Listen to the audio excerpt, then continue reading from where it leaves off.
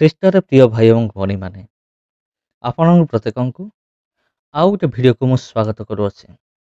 ପ୍ରିୟ ବନ୍ଧୁଗଣ, ଆଜିର ଭିଡ଼ିଓରେ ମଧ୍ୟ ଆମେମାନେ ଶ୍ରୀରାମଚନ୍ଦ୍ର ଏବଂ ପ୍ରଭୁ ଯୀଶୁଖ୍ରୀଷ୍ଟଙ୍କୁ ନେଇ ଆମେ ଆଲୋଚନା କରିବା।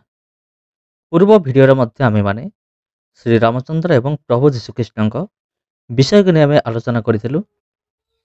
ଆଉ ସେଠି ଆମେମାନେ ଶ୍ରୀରାମଚନ୍ଦ୍ର ଏବଂ ପ୍ରଭୁ ଯୀଶୁଖ୍ରୀଷ୍ଟଙ୍କ ଆଉ ଦୁଇ ଜଣଙ୍କ ମଧ୍ୟରେ ଥିବା ପାର୍ଥକ୍ୟ ଆମେମାନେ ଆଲୋଚନା କରିଥିଲୁ।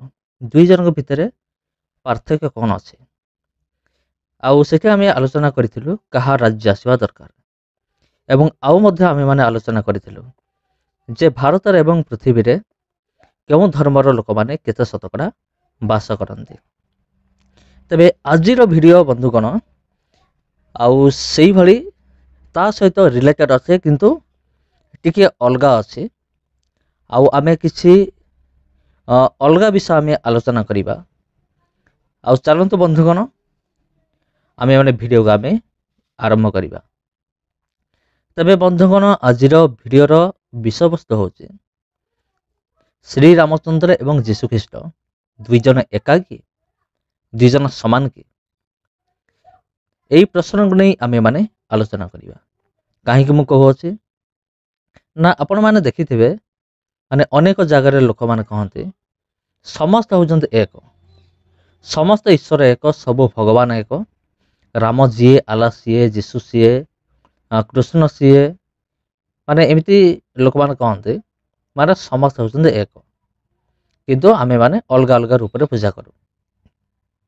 କିନ୍ତୁ ମୋର ପ୍ରଶ୍ନ ହେଉଛି କ'ଣ, ଯଦି ସବୁ ଭଗବାନ ଏକ, ତେବେ ରାମ ଏବଂ ପ୍ରଭୁ ଯୀଶୁଖ୍ରୀଷ୍ଟ ସେମାନେ କ'ଣ ଏକ କି?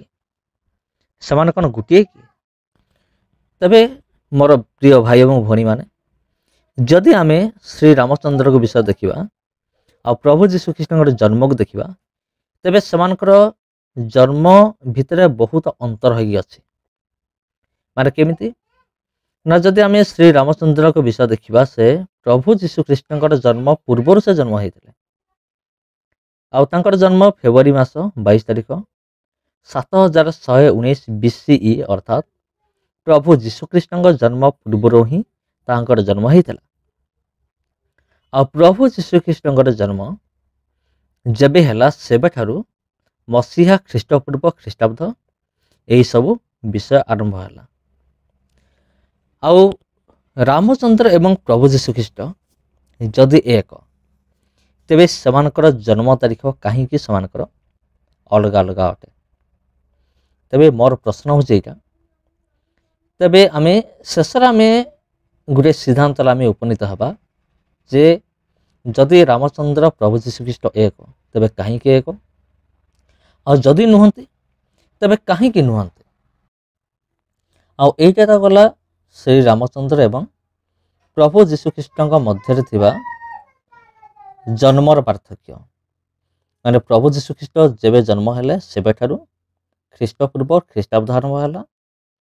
କିନ୍ତୁ ଶ୍ରୀରାମଚନ୍ଦ୍ର ପ୍ରଭୁ ଯୀଶୁଖ୍ରୀଷ୍ଟଙ୍କର ଜନ୍ମର ମାନେ ବହୁତ ବର୍ଷ ପୂର୍ବରୁ, ଏପରିକି 7119 BC, ତା ପୂର୍ବରୁ ଶ୍ରୀରାମଚନ୍ଦ୍ର ଜନ୍ମଗ୍ରହଣ କରିଥିଲେ। ତେବେ ଦ୍ୱିତୀୟ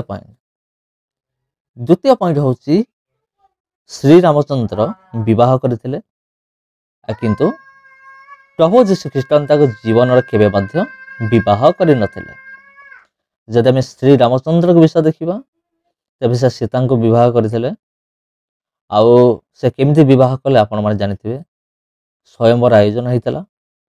ଆଉ ସେଠାରେ ଏକ ଧନୁକୁ ଭାଙ୍ଗିବା ପାଇଁ, ତାକୁ ଉଠାଇବା ପାଇଁ ଲୋକମାନଙ୍କୁ କୁହାଗଲା, ଯେଉଁମାନେ ଆସିଥିଲେ ସୀତାଙ୍କୁ ବିବାହ କରିବା ପାଇଁ ସ୍ୱୟଂବର ଆୟୋଜନ ହୋଇଥିଲା। ଆଉ ସେ ଯେଉଁ ଧନୁ, ସେଇ ଧନୁକୁ କେହି ମଧ୍ୟ ଉଠାଇ ପାରିଲେନି, କିନ୍ତୁ ଶ୍ରୀରାମଚନ୍ଦ୍ର ଉଠାଇ ଦେଇଥିଲେ ଆଉ ସୀତାଙ୍କୁ ବିବାହ କରିଥିଲେ। ଏଇଟା ଆମେମାନେ ଶାସ୍ତ୍ରରେ ଆମେ ଦେଖିବାକୁ ପାଉ ବା ଆମେମାନେ ଶୁଣିବାକୁ ପାଉ। କିମ୍ବା ଆଜିକାଲି ଟେଲିଭିଜନରେ ଶ୍ରୀରାମଚନ୍ଦ୍ରଙ୍କ ବିଷୟରେ ଯେଉଁ ସବୁ ଏପିସୋଡ୍ ଗୁଡ଼ା ଚାଲିଛି, ସେଇଥିରେ ମଧ୍ୟ ଆପଣ ନିହାତି ଦେଖିଥିବେ। ଆଉ ଶ୍ରୀରାମଚନ୍ଦ୍ର ବିବାହ କରିଥିଲେ ଜଣେ ମନୁଷ୍ୟ ତୁଲ୍ୟ ଶାରୀରିକ ସମ୍ପର୍କ ରଖିଥିଲେ ଆଉ ଯଦି ଆମେ ପ୍ରଭୁ ଯୀଶୁଖ୍ରୀଷ୍ଟଙ୍କ ବିଷୟ ଦେଖିବା, ତେବେ ସେ ତାଙ୍କ ଜୀବନରେ କେବେ ମଧ୍ୟ ବିବାହ କରିନଥିଲେ। ଆଉ ଏଇଟା ଆମେ ପ୍ରଭୁ ଯୀଶୁଖ୍ରୀଷ୍ଟଙ୍କ ଜୀବନରେ ଦେଖିବାକୁ ପାଉ।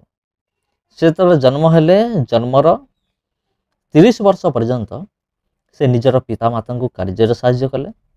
ଆଉ 3.5 ବର୍ଷ ପରମେଶ୍ୱରଙ୍କ ରାଜ୍ୟ ସେ ଘୋଷଣା କଲେ ଏବଂ ଶେଷରେ ସାରା ମାନବ ଜାତି ପାଇଁ ନିଜର ଜୀବନକୁ ଦେଲେ। ଆଉ ଯେପରି ଯେ କେହି ତାହାଙ୍କଠାରେ ବିଶ୍ୱାସ କରିବ, ସେ ଅନନ୍ତ ଜୀବନ ପ୍ରାପ୍ତ ହେବ, ମାନେ ପରିତ୍ରାଣ ପାଇବ। ଏହା ପ୍ରଭୁ ଯୀଶୁଖ୍ରୀଷ୍ଟ କହନ୍ତି। ଆଉ ଏଇଟା ଥିଲା ତାହାଙ୍କର ଜୀବନ, ମାନେ ପ୍ରଭୁ ଯୀଶୁଖ୍ରୀଷ୍ଟଙ୍କର ଜୀବନ ଏବଂ ଶ୍ରୀରାମଚନ୍ଦ୍ରଙ୍କ ଜୀବନ ମଧ୍ୟରେ ପାର୍ଥକ୍ୟ। ଯେ ଶ୍ରୀରାମଚନ୍ଦ୍ର ବିବାହ କରିଥିଲେ, କିନ୍ତୁ ପ୍ରଭୁ ଯୀଶୁଖ୍ରୀଷ୍ଟ ତାଙ୍କର ଜୀବନ କାଳ ମଧ୍ୟରେ ବିବାହ କରିନଥିଲେ, ଯାହାକି ଏକ ପବିତ୍ରତାର ସଂକେତକୁ ବୁଝାଉଛି। ତାପରେ ଯଦି ଆମେ ତୃତୀୟ ପାର୍ଥକ୍ୟ ଦେଖିବା, ଆଉ ତୃତୀୟ ବିଷୟ ଦେଖିବା, ତେବେ ଶ୍ରୀରାମଚନ୍ଦ୍ର ଅସ୍ତ୍ର ବ୍ୟବହାର କରୁଥିଲେ, କିନ୍ତୁ ପ୍ରଭୁ ଯୀଶୁଖ୍ରୀଷ୍ଟଙ୍କର କୌଣସି ଅସ୍ତ୍ର ନଥିଲା। ଆଉ କେଉଁ ଅସ୍ତ୍ର ବ୍ୟବହାର କରୁଥିଲେ? ସେ ତୀର ଏବଂ ଧନୁ ବ୍ୟବହାର କରୁଥିଲେ ଶ୍ରୀରାମଚନ୍ଦ୍ର। ଆଉ ଏହି ସବୁ ଅସ୍ତ୍ର ଧାରଣ କରି ସେ ଅନେକ ଅସୁରମାନଙ୍କୁ ସଂହାର କରିଥିଲେ। ଆଉ ଯଦି ଆମେ ପ୍ରଭୁ ଯୀଶୁଖ୍ରୀଷ୍ଟଙ୍କ ଜୀବନକୁ ଦେଖିବା, ତାଙ୍କ ଜୀବନ କାଳ ମଧ୍ୟରେ କୌଣସି ରୂପେ ବିବାହ କରିନଥିଲେ।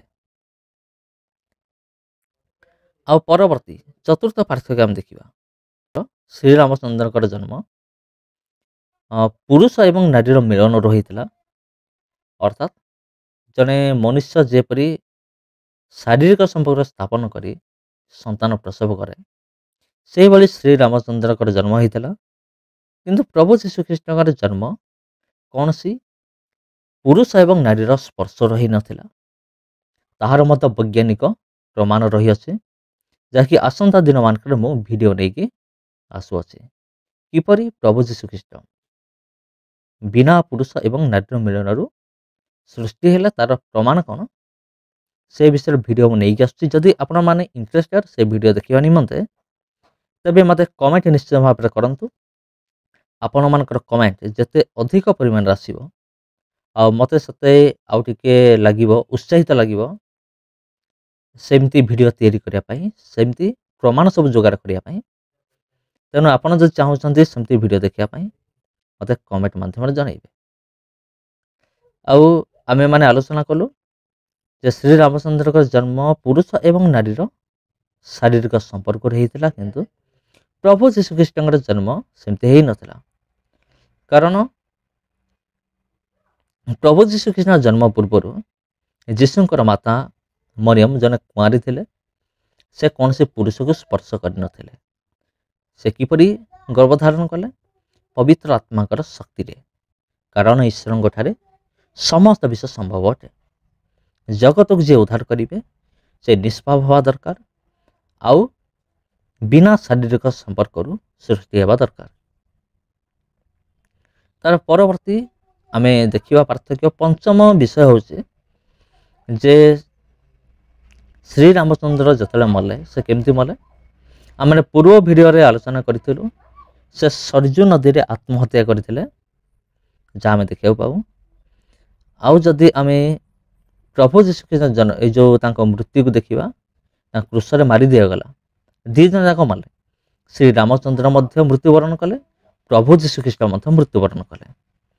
ଆଉ ପ୍ରଭୁ ଯୀଶୁଖ୍ରୀଷ୍ଟ ତୃତୀୟ ଦିବସରେ ମୃତ୍ୟୁରୁ ପୁନରୁତ୍ଥିତ ହେଲେ, ଏଇଟା ଆମେ ଦେଖିବାକୁ ପାଉ।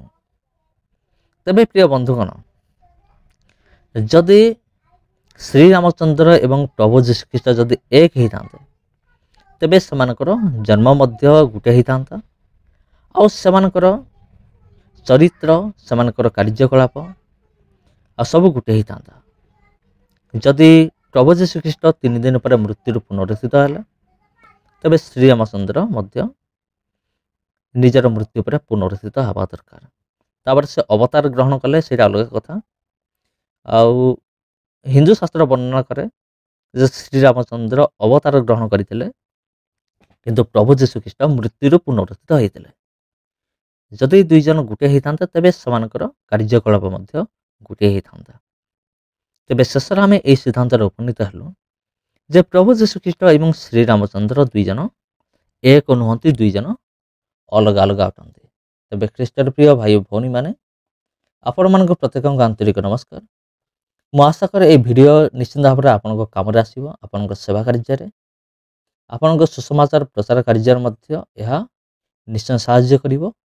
ଆପଣଙ୍କ ମଣ୍ଡଳୀ ବଢ଼ିବା ନିମନ୍ତେ ମଧ୍ୟ ଏହି ଭିଡ଼ିଓ ଆପଣଙ୍କୁ ନିଶ୍ଚୟ ସାହାଯ୍ୟ କରିବ। ତେବେ ସମସ୍ତଙ୍କୁ ନମସ୍କାର। ପୁଣି ଦେଖା ହେବ ବନ୍ଧୁଗଣ ଆପଣଙ୍କ ସହିତ ଆଉ ଗୋଟେ ଭିଡ଼ିଓରେ, ଆଉ ଗୋଟେ ଅଧ୍ୟାୟରେ।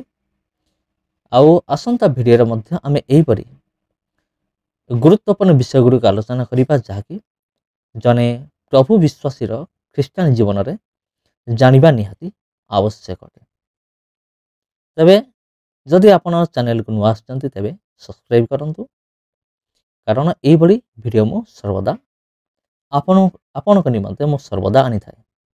ତେବେ ରହିଲି, ସମସ୍ତଙ୍କୁ ମୋର ଆନ୍ତରିକ ନମସ୍କାର।